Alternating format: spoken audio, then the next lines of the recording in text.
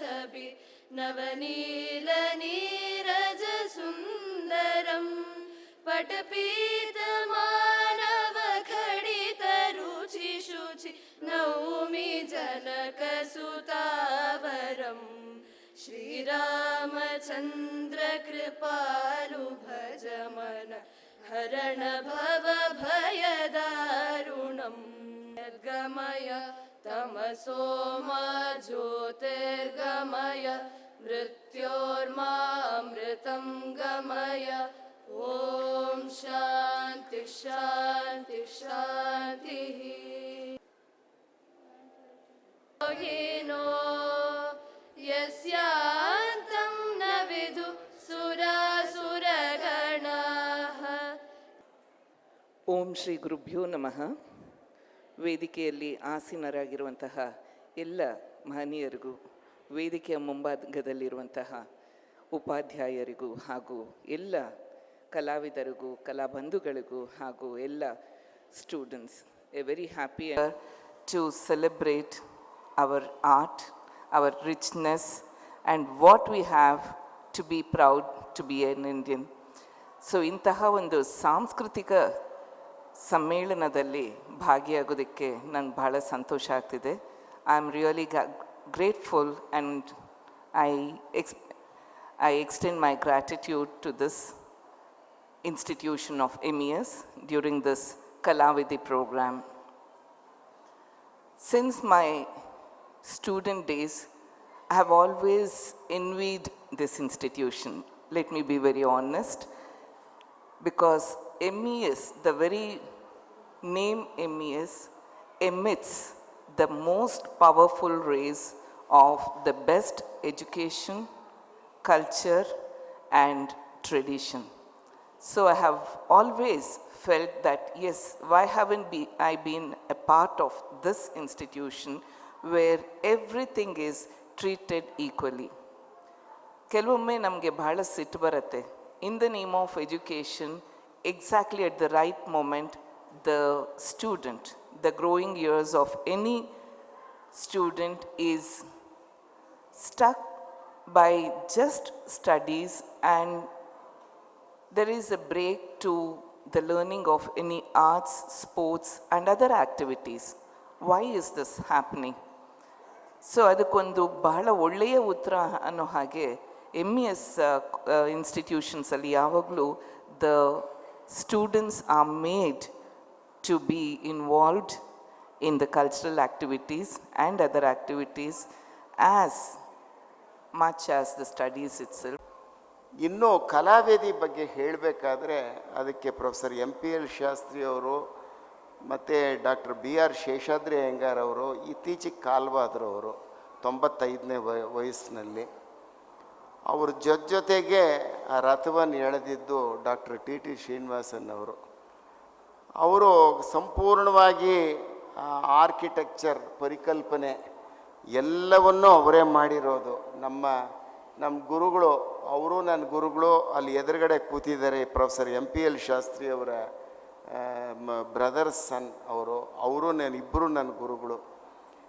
1976ರಲ್ಲೇ professor TT Srinivasan ಅವರು music club ಅಂತ ಶುರು ಮಾಡಿದ್ರು. ಅದಕ್ಕೂ ಹಿಂದೆನೇ ಮಾಡಿದ್ರು. ನಾವು ಬಂದಿದ್ದು ಆವಾಗ ಬಂದ್ವಿ.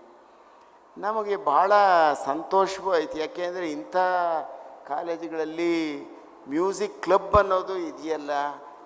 ಏಕೆಂದರೆ ಸಾಧಾರಣವಾಗಿ ಪ್ರೀ ಯೂನಿವರ್ಸಿಟಿ ಅದರಲ್ಲೆಲ್ಲ ಓದೋದು ತುಂಬ ಓದ್ ಕಡೆಗೆ ಭಾಳ ಗಮನ ಕೊಡಬೇಕಿಲ್ಲ. ಎಂಜಿನಿಯರಿಂಗು, ಮೆಡಿಕಲ್ಲು ಸೀಟ್ ಸಿಗಬೇಕಾದ್ರೆ ಭಾಳ ಕಷ್ಟ. ಅಂಥದ್ರಲ್ಲಿ ಅವರು ಅನೇಕ ಕಲಾವಿದರನ್ನ ತಯಾರು ಮಾಡಿದ್ದಾರೆ. ಭಾಳ ದೊಡ್ಡ ಪರಂಪರೆಯಿಂದ ಬಂದಿದ್ದಾರೆ ಅವರು. ತಾತಾಚಾರ್ಯ ಸ್ವಾಮಿಗಳು ಅವರ ಸುಪುತ್ರರು. ಆಮೇಲೆ ಇನ್ನೊಂದು ನನಗೆ ಪಾಠ ಹೇಳಿಕೊಟ್ಟ DK ಪಟ್ಟಮ್ಮಾಳ್ ಅವ್ರಿಗೆ ನುಡಿಸಿದ್ದಾರೆ ಅವರು. ಅಂಥ ಮಹಾನ್ ಕಲಾವಿದರು, ಪದ್ಮವಿಭೂಷಣ ಆಕೆ. ಅಷ್ಟು ನಮಗೆ ಒಂದು ಭಾಳ ಪ್ರೀತಿ ಗೌರವ ಆದ್ರೆ ಪಟ್ಟಮ್ಮಾಳ್ ಮತ್ತು ನಮ್ಮ ಡಾಕ್ಟರ್ TT ಶ್ರೀನಿವಾಸನ್ ಅವ್ರ ಮೇಲೆ.